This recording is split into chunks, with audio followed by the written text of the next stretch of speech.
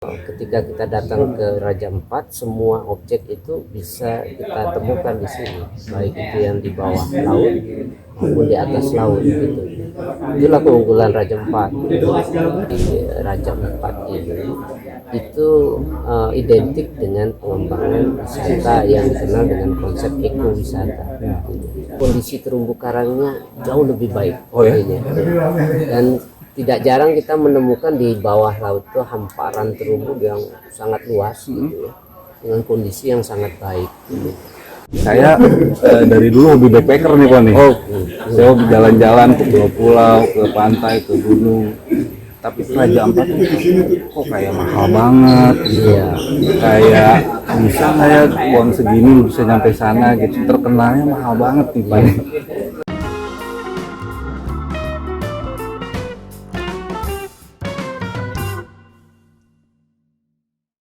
Halo Tribuners, balik lagi bersama saya Ardi dalam Bincang Bogor. Kali ini saya berbincang dengan seseorang yang penting banget di sebuah universitas terbesar di kota Bogor, di Bogor khususnya, yaitu IPB. Kita udah bersama Pak Frendy dan Dekan IPB. Selamat siang menjelang sore nih Pak. Siang. Tribuners, perlu saya informasikan dulu, sebelumnya kita tidak ada di studio Bogor, kita ada di Raja Ampat, kepulauan di Papua yang indah banget, yang bagus banget, yang wajib banget rasanya untuk didatengin ya Pak ya. Iya. Nah Pak, di sini saya ada beberapa pertanyaan yang mungkin bisa dijelaskan ke Tribuners tentang wisata Raja Ampat nih Pak. Yang pertama adalah Raja Ampat ini kan terkenal banget nih Pak, baik lokal maupun internasional. Sebenarnya inti dari wisata di Raja Ampat itu apa aja sih Pak? Iya. Raja Ampat ini terkenal karena satu adalah sumber daya alam. Sumber daya alamnya yang masih alami, dan ketika ini dikembangkan sektor wisata, maka objek andalan utamanya adalah sumber daya alam yang mempertahankan keasliannya dan keberadaannya. Nah, ini yang menjadi daya tarik para wisatawan sebenarnya, karena ini masih relatif jauh dari perubahan bentanan alam dengan keindahan terumbu karang, panorama, view, keberadaan ekosistem mangrove yang terintegrasi dengan pantai. Sehingga ketika kita datang ke Raja Ampat, semua objek itu bisa kita temukan di sini, baik itu yang di bawah laut maupun di atas laut gitu. Itulah keunggulan Raja Ampat, karena di sisi lain itu objek-objek wisata di belahan bumi yang lain ini sudah mengalami perubahan-perubahan dan kerusakan. Jadi kejenuhan para wisatawan itu ketika mendapatkan objek Raja Ampat itu seperti surga gitu. Nah, jadi angin segar ya Pak ya. Angin segar gitu ya. Tapi Pak, Raja Ampat ini kan selain wisata juga konservasi juga ya Pak ya? Iya. Konservasi. Kalau konservasinya itu maupun di laut, apa bedanya dengan tempat-tempat lain Pak? Ya, justru konservasi yang dikembangkan di Raja Ampat ini itu identik dengan pengembangan wisata yang dikenal dengan konsep ekowisata. Ekowisata itu adalah mengedepankan aspek kelestarian sumber daya alam, aspek kealamian, aspek keseimbangan alam, dan aspek yang dirubah oleh manusia ini, karena kebutuhan manusia ya, seperti resort, seperti fasilitas sarana wisata gitu ya, yang tidak begitu menonjol, yang mengurangi bentangan alam ini. Nah, keseimbangan inilah yang sebenarnya membuat sumber daya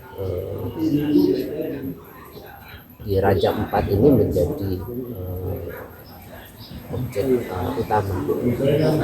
Berarti beda dengan di Pulau Seribu atau di kalau di Jawa Barat kan ada Pantai Anyar, Pangandaran, itu beda ya Pak ya? Beda karena justru di aspek konservasinya ya, kontennya yang berbeda, karena justru konservasinya di sini itu diperlihatkan dengan indikasi sumber daya yang bisa kita lihat di sini yang masih terjaga gitu ya. Dan sementara di tempat-tempat yang lain ya, termasuk Pulau Seribu sendiri, itu salah satu pressure yang terberat itu adalah pengunjung yang dalam jumlah yang besar. Itu adalah salah satu pressure yang membuat konservasi di sana nggak bisa maksimal. Apalagi meskipun di sana Taman Nasional Pulau Seribu, beberapa pulau itu tidak masuk di dalam ranah Taman Nasional, sehingga di dalam konsep manajemen itu di luar Taman Nasional. Nah itu yang kesulitan, kenapa konservasi di sana tidak begitu berkembang. Itu berpengaruh juga ya Pak, lonjakan pengunjung atau kuantitas pengunjung ke daerah tersebut juga berpengaruh sama ekosistemnya ya. Betul. Nah itu yang sebenarnya kita bisa ambil pelajaran itu untuk Raja Ampat. Jangan sampai Raja Ampat ini menjadi objek yang diminati tapi tidak terkontrol pengunjungnya gitu ya, sehingga pihak pengelola berlomba-lomba untuk membangun sarana ini tanpa memikirkan tadi aspek konservasi tadi. Sepakat. Kekuatan wisata bawah laut yang di Raja Ampat ini kan menjadi primadona semuanya Pak. Seperti kita sampai mancanegara loh Pak. Mayoritas wisatawan yang datang ke sini. Tapi ada nggak sih Pak maksudnya yang memang benar-benar ciri khusus gitu di bawah lautnya Raja Ampat tuh, entah itu terumbu karangnya, entah itu ekosistemnya ya. Yang paling menarik di bawah laut dari Raja Ampat ini itu kondisi terumbu karangnya jauh lebih baik. Dan tidak jarang kita menemukan di bawah laut itu hamparan terumbu yang sangat luas gitu ya, dengan kondisi yang sangat baik ini. Potensi di bawah karang ini itu kondisinya bagus dan seringkali kita temukan dalam hamparan yang luas ini. Jadi seperti hamparan karpet karang gitu ya, terumbu karang gitu ya, dengan keindahan yang tidak terganggu dengan spot-spot yang rusak gitu. Ditambah lagi dengan ikan ya. Dan ciri dari ekosistem yang karang yang baik itu adalah jumlah ikan yang beragam. Diversitasnya sangat tinggi karena kebutuhan pakan yang bisa diberikan oleh ekosistem terumbu karang itu memadai. Jadi ada hubungannya kondisi terumbu karang yang baik dengan keanekaragaman dan jumlah ikan yang ada. Dan tidak jarang kita kumpulkan gerombolan ikan itu berenang di terumbu di bawah.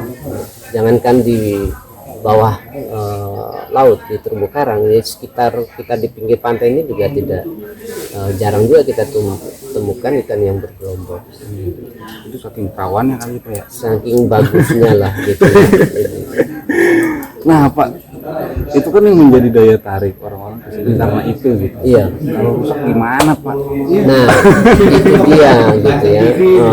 Kalau yang tidak paham dengan terumbu karang seolah-olah rusak nanti bisa diperbaiki gitu. Mereka menikmati tanpa memikirkan betul gitu ya. Sementara untuk perbaikan terumbu karang ini itu tidak murah dan tidak cepat intinya, karena karang ini tumbuhnya lambat intinya, sangat lambat intinya. Apalagi dia membentuk sampai koloni itu akan sampai puluhan tahun ini. Sehingga kalau kerusakan itu terjadi berarti kerugian besar. Kita harus menunggu 5 tahun 10 tahun lagi. Kecuali kalau hanya kerusakannya yang patah-patah kecil itu, tapi kalau hancur itu, wah itu bisa tahun. Itu pun juga berarti di stop, tidak ada kegiatan. Sama sekali dulu tuh ya terganggu lagi baru kan lambat sekali pertumbuhan ini. Untuk satu koloni itu bisa bisa 5 tahun. Jadi bisa dibayangkan kalau koloni itu kan kumpulan terumbu ini, dan kalau itu membentuk koloni-koloni lain gitu ya, itu kan perlu puluhan tahun juga, lama. Apalagi kalau membentuk endapan masif sebagai konstruksi pulau gitu ya, karena kan pulau-pulau kecil itu kalau kita periksa dasarnya itu adalah karang.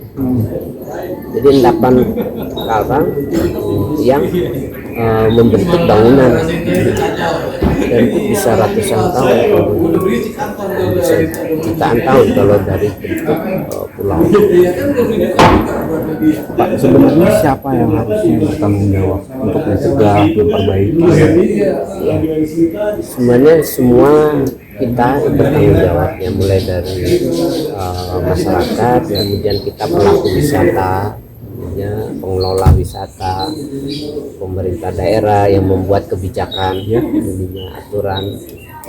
Nah, sehingga semua peraturan-peraturan itu diintegrasikan dengan kepentingan wisata, kepentingan usaha, kepentingan masyarakat gitu.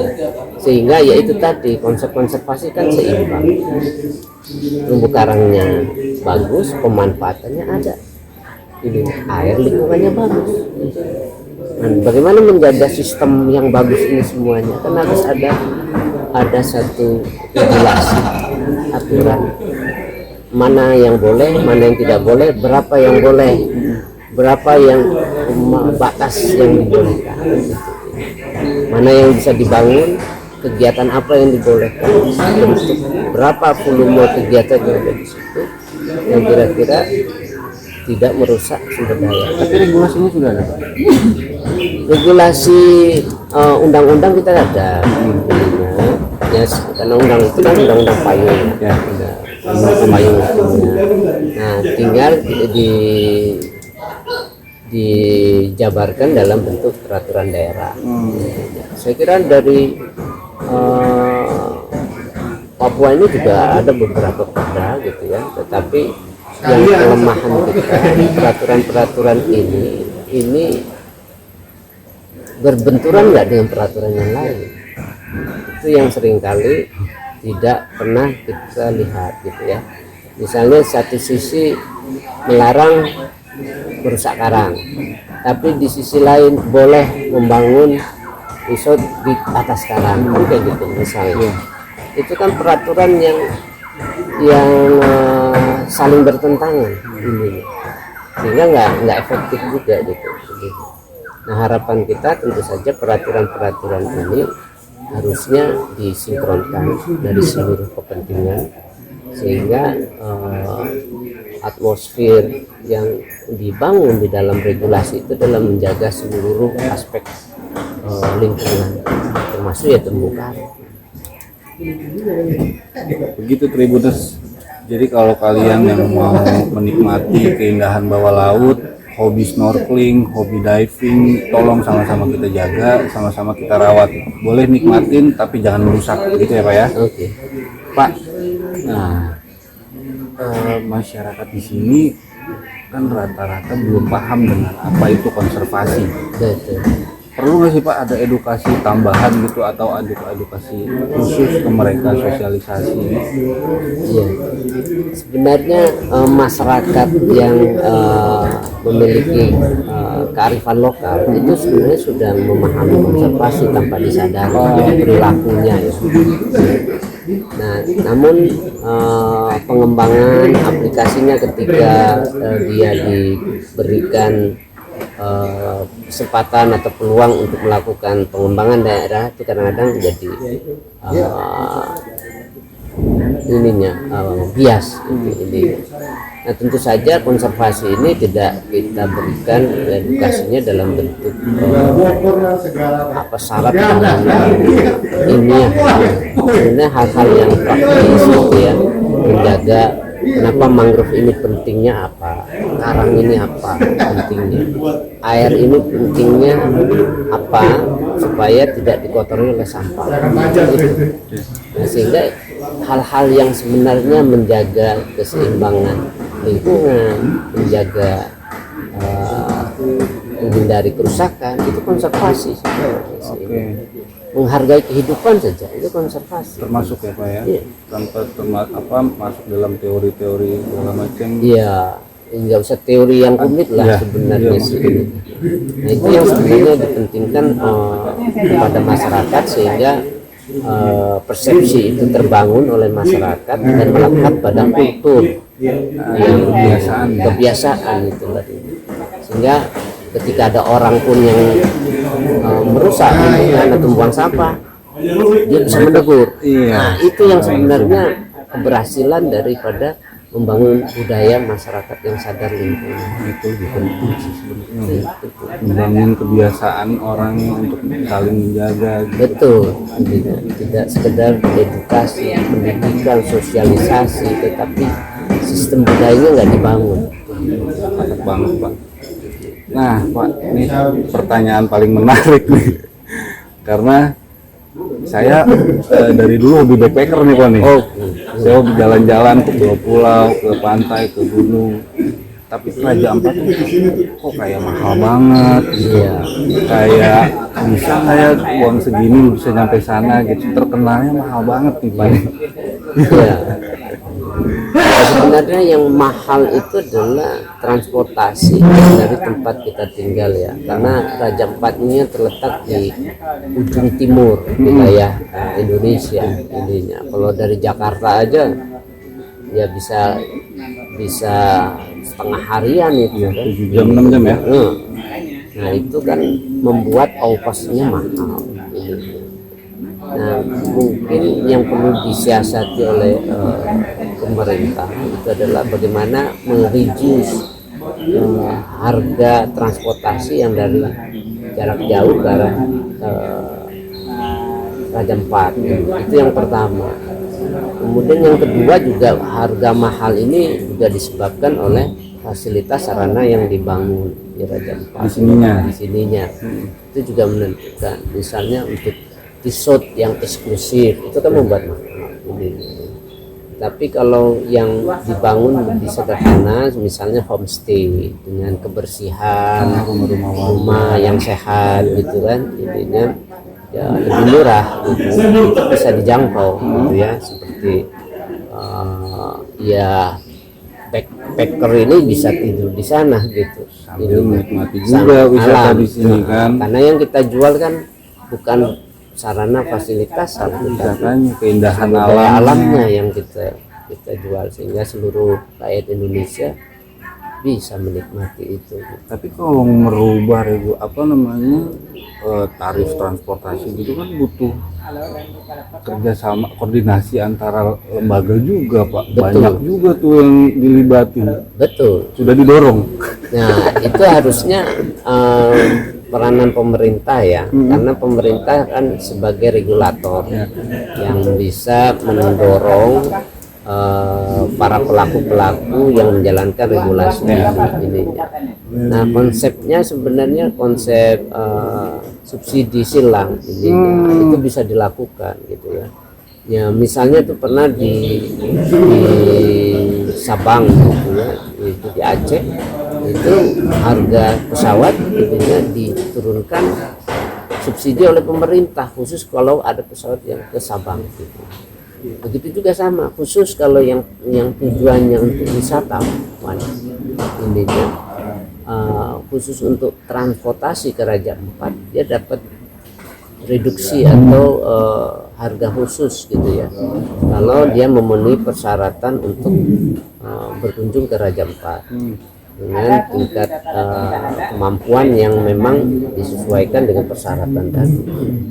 Sementara yang mampu ya biarkan saja yang membayar. Nah, sehingga itu nanti pendapatan daerah itu digunakan untuk subsidi tadi. Itu kan salah satu strategi. Dan banyak juga mekanisme atau strategi-strategi lain untuk mengatasi transportasi lebih murah apabila memang kita mau bergotong royong. Jadi seluruh komponen, seluruh sektor itu yang memiliki kelebihan dia bisa berkontribusi kepada pemerintah, nanti pemerintah sendiri yang nanti dia akan memberikan subsidi itu kepada wisatawan. Mereka akan datang ke sini. Itu Ya, tahun ini memang ini Raja Ampat itu harga wisata luar negeri. Ya, mungkin lebih murah ke Singapura daripada ininya kan berwisatanya. Tetapi ya masa sih orang Indonesia tidak ke Raja Ampat sementara orang luar negeri malah datang berbondong-bondong ke sini. Belum lagi beberapa waktu lalu juga Jokowi sudah menetapkan Raja Ampat sebagai satu dari 10 tempat wisata prioritas. Iya, ya. jelas. Nah, kalau Presiden sudah menetapkan sebagai skala prioritas, harusnya kan diturunkan kebijakan itu ke pemerintah daerah di bawahnya, gitu ya.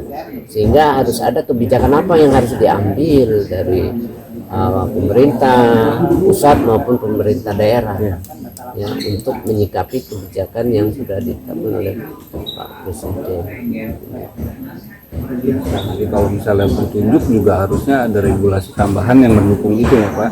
Iya, ya, harus dibuat itu. Harus dibuat. Jadi ya, Tidak hanya menetapkan saja gitu. bukan. Kalau menetapkan tidak ada solusi tidak akan bisa. Wah, nggak jalan.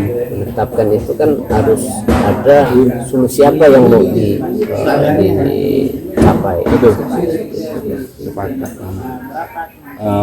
Pak, mungkin itu terakhir akhir dari perbincangan kita di Bincang Bogor kali ini. Terima kasih banyak waktunya Pak. Nanti sampai jumpa di lain hari. Kita masih di sini ya Pak ya, beberapa hari kita masih menikmati tempat-tempat wisata dan keindahan wisata alam di Raja Ampat. Tribuners, kalau kalian mau berkunjung ke tempat wisata khususnya ke Raja Ampat, tolong dijaga, tolong dirawat, tolong hati-hati. Nikmati saja pemandangannya, tapi jangan sesekali untuk merusaknya karena itu akan berkelanjutan untuk kita ke depannya. Tribuners, sekian Bincang Bogor hari ini. Saya Ardi, pamit undur diri, sampai jumpa.